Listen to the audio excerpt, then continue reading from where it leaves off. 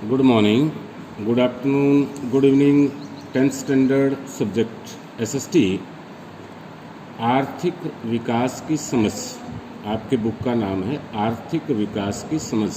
ये एसएसटी में economics part है, जिसको आय व्यय, विकास, अर्थव्यवस्था, ऐसे शब्द, इसको थोड़ा समझना ज़रूरी है। आज हम दूसरा पाठ कर रहे हैं, भारतीय अर्थव्यवस्था के क्षेत्रक। यानी कि देश की जो अर्थव्यवस्था है, देश की जो उन्नति है, देश का जो विकास है, कितने क्षेत्रक है और किन किन क्षेत्रों का अधिक योगदान है। तो सबसे पहले जिस प्रकार आप घर में बैठे अपने ही परिवार में देखें कि परिवार में 4 मेंबर ऐसे हैं, आपके अंकल हैं, आपके ताऊ जी हैं, आपके पापा जी हैं। सपोज करो कि आपके अंकल गवर्नमेंट जॉब में है, आपके ताऊ जी को बिजनेस करते हैं, आपके पापा खेतीबाड़ी करते हैं, और तीनों का लिविंग स्टैंडर्ड, तो घर में यदि वो सामूहिक परिवार है तो उसका विकास यानी कि उसकी आमदन ज़्यादा होगी। और तीनों अलग अलग क्षेत्र में लगे हुए हैं। अब गवर्नमेंट जॉब में वो सेवा के क्षेत्र में है, बिजनेस में वो दूसरा क्षेत्र है जहाँ वस्तुओं का उत्पादन से निर्मित किया जाता है, और एग्रीकल्चर डायरेक्ट फर्स्ट, जिसको क्षेत्र कहते हैं। तो रीड करते हैं। अर्थव्यवस्था के क्षेत्र। आर्थिक गतिविधियों में कार्यरत लोगों के आधार पर अर्थव्यवस्था को 3 क्षेत्र प्राथमिक, द्वितीयक और तृतीयक में बांटा गया। यानी कि किसी भी देश की अर्थव्यवस्था, मैंने घर की बता दी कि उसको भी 3 क्षेत्र में बांटा गया। इसी प्रकार किसी देश का जो आर्थिक विकास होगा, आप कल्पना कीजिए कि जब देश आज़ाद हुआ था, गांव में सड़कें नहीं थी, स्कूल नहीं था, बाकी सुविधाओं का तो सवाल ही पैदा नहीं होता, और जो हम अनाज खाते हैं वो भी बाहर से मंगवाना पड़ता था। और लाल बहादुर शास्त्री के एक नारे, हरित क्रांति, जय जवान जय किसान, उसके बाद भारत खाद्यान्न में आत्मनिर्भर हुआ। भारत की सबसे बड़ी समस्या बढ़ती हुई जनसंख्या है, वरना ये देश और भी आगे बढ़ सकता था। अब हम कहेंगे कि प्राथमिक क्षेत्रक है क्या, जिससे देश का विकास होता है। कौन से हैं ये लोग? प्राकृतिक वस्तुओं के उत्पादन की गतिविधियों में लगे रहते हैं, जैसे कृषि, खेती से जुड़े हुए जितने भी लोग हैं हिंदुस्तान के, वो प्राथमिक क्षेत्र है। जैसे खेत के अंदर कपास का उत्पादन करना, गेहूं का उत्पादन करना, धान का उत्पादन करना, सब्जियों का लगाना, पेड़ पौधे हैं, कृषि करना, डेयरी, पशुपालन, मछली पालन, खनन, पेड़ काटना इत्यादि। यानी कि प्रकृति प्रदत्त उन चीज़ों से मानव जो डायरेक्ट, चाहे वो बहुत से लोग जंगल के किनारे रहते हैं, पेड़ काट कर या जंगलों से दवा लेकर बाज़ार में आते हैं, मछली पालन करते हैं, पशुपालन से अपनी आजीविका चलाते हैं, ये प्राथमिक क्षेत्रक हैं। दूसरा क्षेत्र कौन सा हुआ? जो लोग प्राकृतिक उत्पादों से संबंधित करके नई वस्तुओं को उत्पादन में लगे होते हैं। अब दूध प्राकृतिक हमारे पास संसाधन है, यदि ये बाज़ार में जाएगा तो दूध से लोग दही भी बनाएंगे, दूध से लोग क्या करते हैं कि अनेक मिठाई भी बनाएंगे। और आप देखेंगे कि दूध यदि 40 रुपये किलो है तो मिठाई 200 रुपये किलो है। ये दूसरा क्षेत्र है। जैसे कपास की हम खेती बाड़ी कर रहे हैं, ये प्राथमिक क्षेत्र है। ये कपास जब कारखानों में चली जाएगी, वहाँ पर लोग कपड़ा तैयार करेंगे अनेक प्रकार का, वो दूसरा क्षेत्र है। गन्ना खेत में है, मिल में जाएगा तो चीनी वहाँ पर बनेगी, गुड़ बनेगा। चीनी और गुड़ ये दूसरा अपक्षेत्र, यानी उन वस्तुओं से नई चीज़ों को निर्मित किया गया। चीनी गुड़ बनाना, भवन निर्माण, डबल रोटी इत्यादि। तृतीयक क्षेत्र है। अब थोड़ा सा आप सोचेंगे कि यदि तृतीयक क्षेत्र नहीं होगा तो प्राथमिक क्षेत्र और द्वितीयक क्षेत्र का कोई यूज नहीं है। सपोज करो हमने खेत में कपास बीज दी, खरीदने वाला ही नहीं होगा, तो अगले साल क्या हम कपास बीजेंगे? और सपोज करो कि एक फैक्ट्री ने कपड़ा तैयार कर दिया और कपड़ा मार्केट में नहीं आ रहा, बिक नहीं रहा है, क्या वो फैक्ट्री चल पाएगी? नहीं चल पाएगी।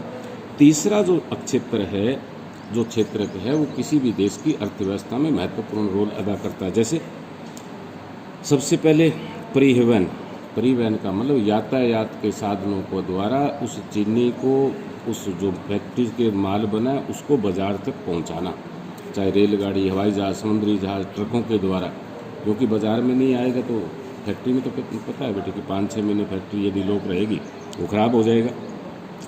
कर्मचारी, कितने लोग लगे हुए हैं उसमें सेवा के। आपने रेलगाड़ी में देखा होगा, रेलवे कर्मचारियों को देखा होगा, बिजली बोर्ड कर्मचारियों को देखा होगा, बैंक के कर्मचारियों को देखा होगा। तीसरा क्षेत्र जो सेवा प्रदान करता है, इसमें डॉक्टर, अध्यापक, वकील, नाई, धोबी, मोची, फर्नीचर वाला मिस्त्री, अनेक लोग इस तृतीय क्षेत्र में लगे हुए हैं। अनेक लोग, कोई बिजली का काम कर रहा है, कोई पंखे का काम कर रहा है, कोई रंग रोगन का काम कर रहा है, कोई डिजाइनिंग का काम कर रहा है। अनेकों लोग इस तृतीय क्षेत्र में लगे हुए हैं बाजार की मांग के अनुसार। सकल घरेलू उत्पाद जीडीपी, ये जीडीपी आप बड़े होंगे तो पता चलेगा, इसको आप जीडीपी अपने घर की मान लें।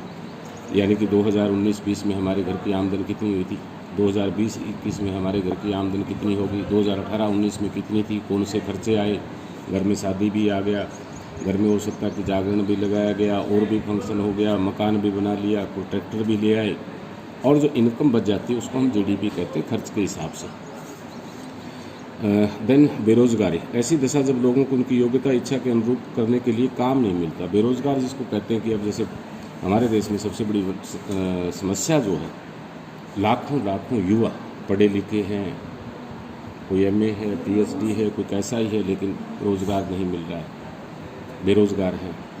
और यहाँ थोड़ी दुखद घटना ये है कि फॉरेन कंट्री में या बहुत सी जगह तो लोग क्या होते हैं कि यदि कोई दूसरा कार्य नहीं होता तो किसी भी प्रकार को वो कार्य कर लेते हैं।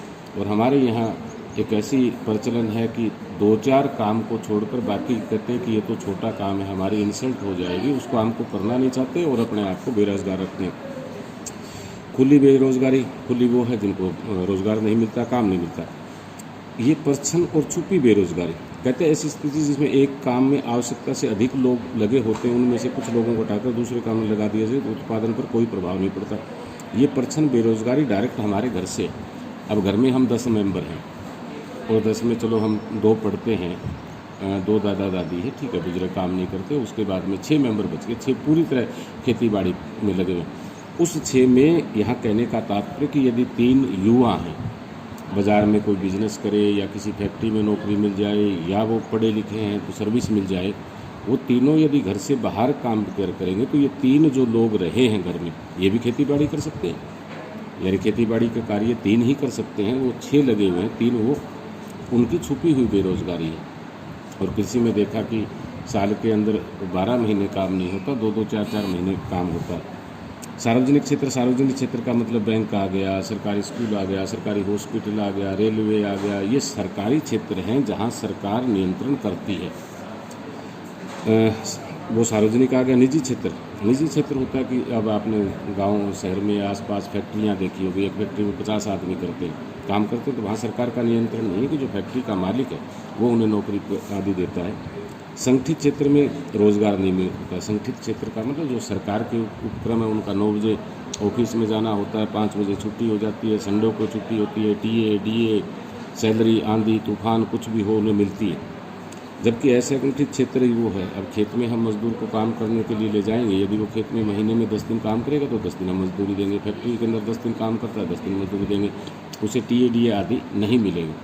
अब रोड पे कहीं ठेकेदार काम करवा रहा है, 15 दिन काम चलेगा, बरसात होगी, बंद हो गया तो उसको नौकरी नहीं मिलेगी। असंगठित क्षेत्र है वो हिंदुस्तान, पूरे वर्ल्ड में सबसे ज़्यादा असंगठित क्षेत्र। और पिछले दिनों देखा होगा लाखों करोड़ों लोग शहरों से अपने घर की ओर पलायन कर रहे थे, वो असंगठित क्षेत्र में थे। गवर्नमेंट जॉब छोड़कर सिंगल आदमी भी बाहर नहीं आए। तो इस लेसन को 3-4 बार आपने रीड करना है ताकि ये पता चल जाए कि 3 प्रकार के आप घर में हैं, गांव में कृषि में लगे हुए हैं, पशुपालन कर रहे हैं, वो आपका प्राथमिक है। और थोड़ा यदि हमने सब्जी बोई है, या हम दूध से कोई चीज़ें बना के, या हमारी सब्जी से अचार बनाकर हम बाज़ार में बेच रहे हैं, वो दूसरा क्षेत्र है। और तीसरा क्षेत्र जो मार्केट प्रोवाइड होती है। तो पूरे लेसन को 2-3 बार पढ़ना है। Okay, thank you.